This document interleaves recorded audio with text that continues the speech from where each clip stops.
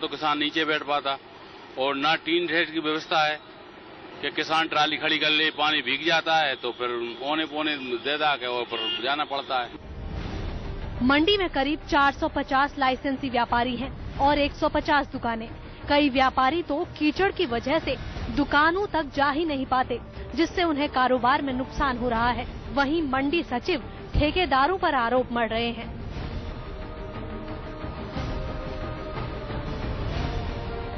सिर्फ सफाई के बारे में उनकी परेशानी है। सफाई का अपन ने ठेका दिया हुआ है, नियमित रूप से सफाई हो रही है, लेकिन बारिश के अंदर क्या है कि यहाँ पर कीचड़ ज्यादा होता है प्रांगण में।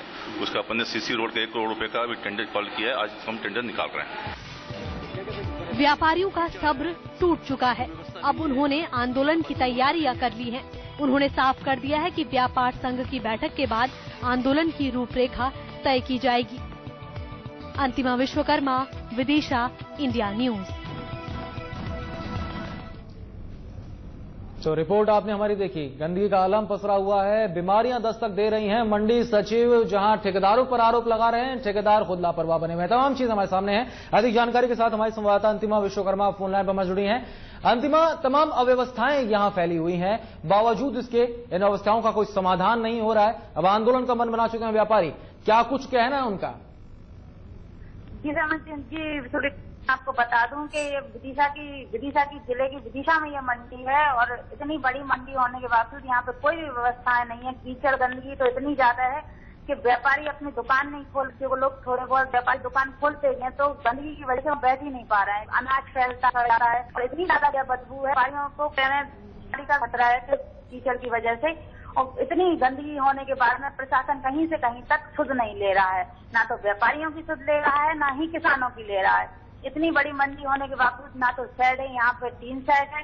और जैसे अगर अनाज से भरी ट्राली है, अगर पानी गिरता है तो ट्रालियों में जो अनाज भरा है उसके ऊपर भी नहीं बैठ सकते क्योंकि गीले हो जाएंगे। और अनाज भी उनका जो गीला हो जाता है वो सीधा सीधा आधी कीमत जो 100 रुपए में बिकना है वो 50 का हो जाता है।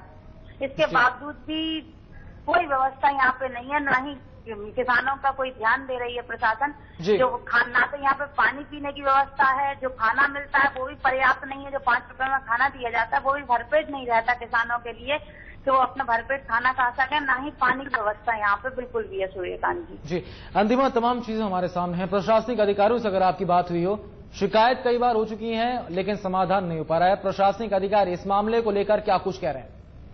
सूर्यकांत जी, मैं आपको बताऊं, आज जब मंडी सचिव से इस बारे में बात हुई तो उनका कहना था कि हम आज निविदा निकालेंगे। कब वो निविदा निकालेंगे, कब सफाई होगी, ना तो पुराने सफाई कर्मियों का अता पता है। नए सफाई कर्मी निविदा निकलने के कितने दिन बाद यहाँ पे आएंगे, कब यहाँ की सफाई होगी, कब मंडी सुचारू रूप से चालू होगी। यहाँ पे सबसे बड़ी बात है 450 लाइसेंसी दुकानें हैं मंडी व्यापारियों की यहाँ पे। उसके बाद मात्र 150 दुकानें खोल पा रहे हैं व्यापारी, क्योंकि गंदगी इतनी ज्यादा है कि कोई भी दुकान खोलने को तैयार नहीं है यहाँ पे। जी, अंतिम, प्रशासनिक अधिकारी भी लापरवाही बने नजर आ रहे हैं। ऐसे में अब क्या कुछ कदम उठाने की बात यहाँ व्यापारियों ने कही है। आंदोलन की चेतावनी जरूर दे दी गई है, लेकिन कब से आंदोलन होगा, क्या कुछ जानकारी अब तक मिली है? क्या कोई रणनीति बनी है? ये अगर आंदोलन की बात करें तो व्यापारियों से जब बात हुई तो व्यापारियों ने बोला कि अगर प्रशासन पूरी सुध नहीं देता है, प्रशासन अगर नहीं सुचारू रूप से करता है व्यवस्थाएं, तो यहाँ पे कल बैठक के बाद ये लोग आंदोलन की तैयारी कर रहे हैं। पहले ये मंडी की बैठक करेंगे, उसके बाद में ये कहीं आंदोलन की तैयारी भी करेंगे।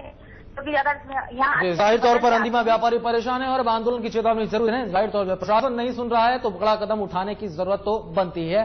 तमाम जानकारी के लिए अंतिमा आपका बहुत बहुत शुक्रिया। तो तमाम रिपोर्ट्स आपने देखी, तो आज बड़ी खबर बस इतना ही। दीजिए इजाजत, नमस्कार।